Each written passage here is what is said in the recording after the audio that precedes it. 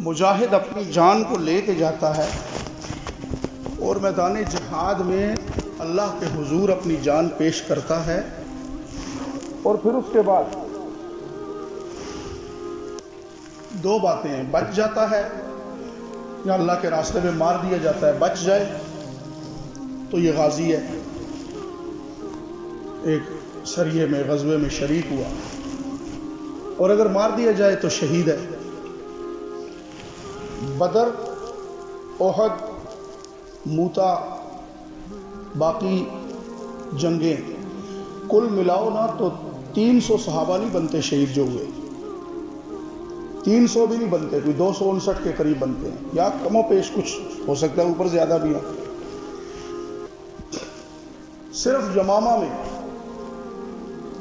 صرف جنگ یمامہ، اور یہ یاد رکھیں جنگ بھی تھی، اور اس جنگ یمامہ میں جو اہم مسئلہ تھا جس کے لیے جنگ تھی وہ کیا مسئلہ تھا؟ ختم نبوت کا۔ صرف اس ایک جنگ کے اندر، گزشتہ ساری جنگیں ہیں، چند ایک صحابہ شہید ہوئے، اور صرف اس ایک جنگ کے اندر 1200 صحابہ اکرام شہید ہوئے۔ چند ہزار کا لشکر ہے اور ادھر 70,000 کا لشکر ہے۔ صحابہ فرماتے ہیں، اہل مدینہ فرماتے ہیں، ہم نے ایسی جنگ زندگی میں اس سے پہلے کبھی نہیں دیکھی تھی۔ شہید ہوئے ہیں وہ، اس لیے میں نے عرض کیا باقی تو یہ جنگ یمامہ کیا تھی، کس لیے تھی؟ ختم نبوت کے لیے تھی۔ آج ختم نبوت کیا کہ حضور نبی کریم صلی اللہ علیہ وسلم کے جسم مبارک کے کارٹون بنا کر سامنے لٹکا دیے جائے نا، جنبش بھی نہیں ہوتی مسلمان کو، اللہ ماشاء اللہ۔ ایمان کھول جائے بڑے دور کی بات ہے، لیکن یہ مسئلہ تھا حضرت ابوبکر صدیق رضی اللہ عنہ کو صحابہ نے پکڑ پکڑ کے مدینے میں رکھا، نہیں تو فرما رہے تھے میں خود جاؤں گا، نہیں رہ رہے تھے، بڑی مشکل سے روکا ان کو مدینہ منورہ میں کہ آپ نہ جائیں۔ حضرت عمر رضی اللہ عنہ کے بھائی زید بن خطاب، اس قدر اس کے اندر انہوں نے جفا کشی کی اس ختم نبوت کے لیے، اور صحابہ کرام نے اس قدر اپنی جانیں پیش کی کہ تاریخ حیران ہے آج تک کہ انہوں نے صرف یہ نکتہ کہ ہمارے پیغمبر صلی اللہ علیہ وسلم کے بعد کسی کی یہ جرأت کہ وہ یہ کہے کہ میں اللہ کا نبی ہوں، انہوں نے کہا اب دو باتیں ہیں، دو باتوں میں سے ایک ہوگی، یا وہ رہے گا یا ہم رہیں گے، بس تیسری بات ہی کوئی نہیں ہے، دوہرایا بھی نہیں ہے، یہاں ایک ہی راہ ہے، وہ بھی رہیں ہم بھی رہیں، ٹھیک ہے جی، مرزائی بھی رہیں، لکھ لکھ کے ان کو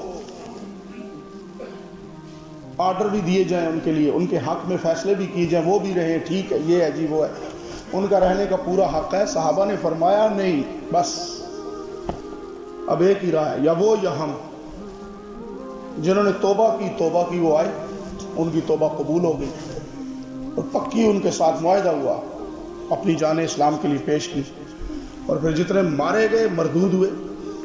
اس لیے میرے بزرگوں، ایک ہے جہاد میں شریک نہ ہونا، ایک ہے جہاد میں شریک نہ ہونا، میں جہاد میں نہیں جا رہا، آپ نہیں جا رہے، لیکن ایک یہ ہے کہ جہاد کو گندے الفاظ دینا۔ کون؟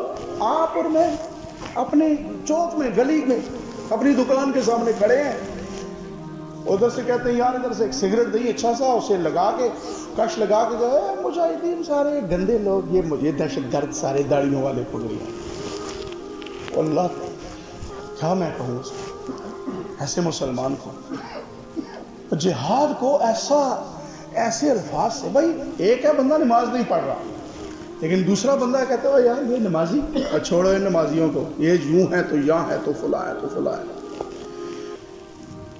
اس لیے اللہ تعالیٰ نے فرمایا وجاہدوا فی اللہ حق جہادی، اللہ کی راہ میں ایسے جہاد کرو جیسے حق ہے. اور ان الذین آمنوا والذین ہاجروا وجاہدوا فی سبیل اللہ، وہ لوگ جو ایمان لائے، ہجرت کی اور جہاد کیا اللہ کی راہ میں، فرمایا اعظم درجۃ عند اللہ، سب سے بڑا درجہ بروز محشر اللہ انہیں عطا فرمائے گا. کہاں بیٹھے ہوئے ہم؟ میں خود نہیں کرتا ایک کام نیکی کا، دوسرے کو بھی روکوں. جماعت والے آتے ہیں نا، کبھی میں کسی دکان پہ ہوں یا کہیں، میں دیکھتا ہوں وہاں سے 2-3 بندے آ گئے، انہوں نے نہیں پتا ہوتا یہ کون ہے، میں آ کے کھڑا ہو گیا جو ان کے لیے، جو کوئی چیز لے رہا ہوں کسی دکان پہ یا محلے میں کھڑا ہو گیا، وہ بات کر رہے ہیں. بعض دفعہ ایسے بھی کرتا ہوں کہ ایسے ہاتھ رکھ لیا، پہچان نہ سکے، پھر اس کے بعد او مولوی صاحب آپ کھڑے تھے. میں نے کہا آپ کا کام ہے پوری دعوت دینا، مجھے آپ پوری دعوت دیں دین کی. پھر وہ کہتے ہیں جی آپ کے سامنے. میں نے کہا مجھے کیوں محروم کرتے ہو؟ میرے پاس ایک جماعت آئی، مجھے دین کی دعوت دی، تو میں اسے سن رہا ہوں. یہی اللہ تعالیٰ پلڑے میں لکھ لے، چاہے جائے کہ شٹر بند کرنا یا پھر یہ کہنا آ گئے جی اللہ معاف فرمائے ویلے آ گئے. نہیں، آپ نہیں جاتے جماعت میں، نہ جائیں. اب دین کا کوئی کام ایک بندہ کرتا ہے، جماعت اسلامی والا ہے، دین کا کوئی کام کرتا ہے. اگلے دن دیکھا فیس بک پہ بریلوی مفتی نعیم اللہ صاحب، انہوں نے نعت کے بارے میں باتیں کی، واللہ دل ٹھنڈا ہو گیا. میں نے کہا ایسی حق بات. انہوں نے کہا نعتیں کہاں رہی، یہاں تو سب گویے آ گئے، بڑے بڑے ڈگ لگاتے ہیں. اب ایک بندہ ہے نعت پڑھ رہا ہے، کہتا ہے نوری، نبی علیہ الصلوۃ والسلام نوری نوری نوری نوری نوری نوری نوری. وہ کوئی 1000 مرتبہ اس نے کہا. تو بھائی ایک لفظ کہہ، شرکی لفظ اگر تو کہتا ہے وہ ایک دفعہ کہہ دے. او بڑے بڑے ڈگ. انہوں نے کہا کہ یہ ختم کرو سلسلہ، حضور علیہ السلام کی نعت پڑھنی ہے، ادب احترام سے پڑھو. اس لیے میں عرض یہ کر رہا تھا، ہمارے سے اگر نہیں ہو سکتا جہاد، ہمارے سے نہیں پڑھی جا سکتی تہجد، ہم سے سنت کے مطابق صحیح داڑھی نہیں رکھی جا سکتی، امامہ نہیں باندھا جا سکتا، تو امامے کو برا تو نہ کہیں، داڑھی کو برا تو نہ کہیں، مجاہد کو برا تو نہ کہیں، شلوار ٹخنوں سے اوپر کرنے کو برا تو نہ کہیں، یہ الفاظ برے تو نہ کہیں، عالم کو برا نہ کہیں. مولوی کو مولوی کہنا بہت بڑا اچھا لفظ ہے ایک مولوی کو، لیکن مولوی کا لفظ تانے کے طور پہ کہنا بہت برا ہے. تو اس لیے یہ سارے لفظ ہم جن کو یہ کیا ہوا ہے نا، اس لیے میں یہ عرض کرتا ہوں کہ جہاد یہ ہے جو میدان جہاد میں ہو. ہم نے جہاد کس کو سمجھا ہوا؟ گزشتہ جمعے شاید آپ کو میری بات سے تکلیف ہوئی ہو، سمجھ نہ آئی ہو. میں کہتا ہوں، میں نے اگر یہ کہا نا کہ جی آمین، اب مسجد کے اندر نمازی آتا ہے وہ آمین کہتا ہے، مجھے اس سے کوئی سروکار نہیں ہے.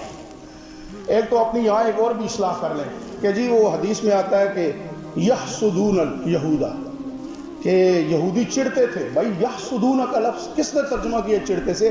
حسد کرتے تھے، حسد.